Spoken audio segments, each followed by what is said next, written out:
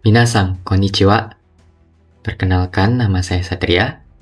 Dan pada video kali ini, saya akan mengajak kita semua untuk sama-sama melihat sistem penulisan Jepang yang modern pada hari ini memiliki fondasi yang seluruhnya dibangun berdasarkan pengaruh dari suatu kebudayaan, yakni kebudayaan Tiongkok. Namun, kita juga akan melihat bagaimana kebudayaan Tiongkok ini yang pada awalnya memiliki dominasi yang begitu besar, akhirnya dapat diadaptasi dan dimodifikasi oleh masyarakat Jepang sehingga mereka dapat memiliki sistem penulisannya sendiri.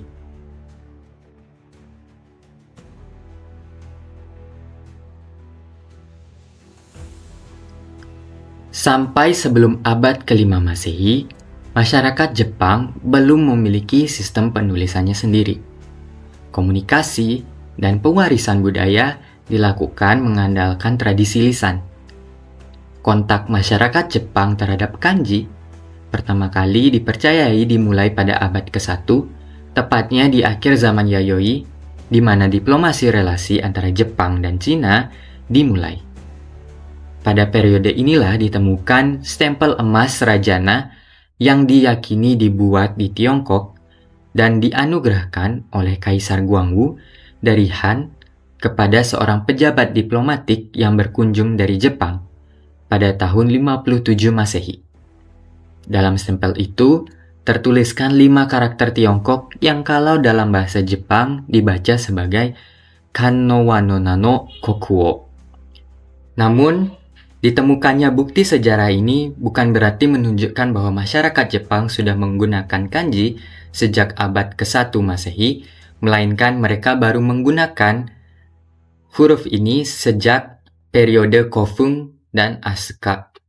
Berdasarkan Nihon Shoki atau catatan sejarah Jepang dan Kojiki, kanji atau kambung baru digunakan sebagai tulisan di Jepang adalah pada masa pemerintahan Kaisar Ojing sekitar abad ke-5 Masehi, yang mana dikatakan bahwa Wani yang merupakan seorang sarjana dari kerajaan Baekje yang berada di semenanjung Korea datang ke Jepang dengan membawa 10 jilid Lunyu atau Analek Konfusianisme dan 1 jilid Qian Sewen atau 1000 karakter klasik Cina.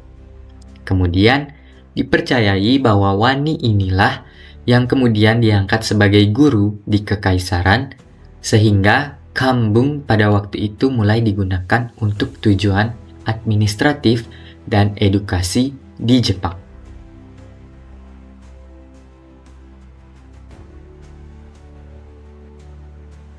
Pada zaman Nara, pengaruh kebudayaan Tiongkok mencapai pada puncaknya. Bahasa tulisan resmi di istana maupun di kuil adalah kambung, yaitu bahasa Tionghoa klasik yang ditulis menggunakan aksara kanji. Namun, di balik dominasi kambung ini muncul sebuah permasalahan mendasar, yakni bahasa Jepang dan Tionghoa memiliki struktur bahasa yang sama sekali berbeda. Lantas, bagaimana masyarakat Jepang dapat menulis partikel, bahkan kata-kata asli Jepang yang tidak ada dalam kosakata bahasa Tionghoa? Jawabannya adalah Maiyogana.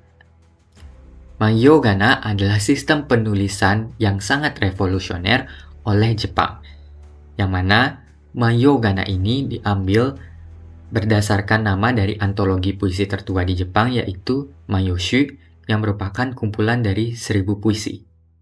Nah, dalam Maiyoshu ini, tulisan yang digunakan atau sistem penulisannya adalah menggunakan Maiyogana ini. Sistem penulisan Maiyogana ini menggunakan karakter kanji murni untuk representasi fonetik saja dengan mengabaikan makna dari kanjinya. Dengan mengambil fonetik atau bunyi dari kanjinya saja, akhirnya masyarakat Jepang dapat menulis menggunakan bahasanya sendiri tanpa perlu mentranslasikannya ke dalam struktur bahasa Tionghoa klasik atau kambung lagi. Contoh dari sistem penulisan Maiyogana ini dapat dilihat sebagai berikut.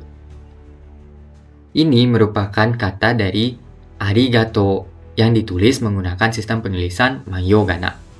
Dapat dilihat bahwa masing-masing kanji ini mewakili satu suku kata dan memiliki arti yang sama sekali tidak berkaitan dengan arigato.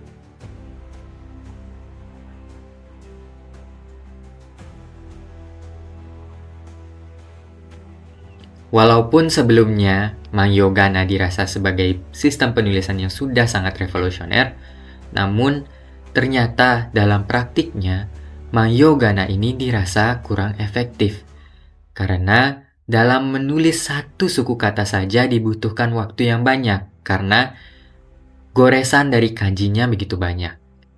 Sehingga pada zaman Heian adalah era di mana Jepang akhirnya sepenuhnya menemukan tulisannya sendiri. Tulisan pertama yang diciptakan oleh masyarakat Jepang pada zaman Heian ini adalah katakana. Katakana diciptakan oleh para biksu yang menyederhanakan satu bagian dari karakter Mayogana. Sistem ini dirasa sangat efisien dan cocok untuk anotasi teks-teks Buddhis yang pada waktu itu masih menggunakan bahasa Tionghoa. Dan yang kedua, yang paling revolusioner adalah huruf hiragana. Hiragana diciptakan oleh para perempuan di istana yang pada waktu itu terpinggirkan dari pendidikan kambung yang resmi. Namun justru sebaliknya, mereka malah menjadi bebas bereksperimen. Mereka mengubah Mayogana yang tadinya berbentuk kaku menjadi sebuah tulisan sambung yang cair dan elegan. Inilah disebut sebagai hiragana.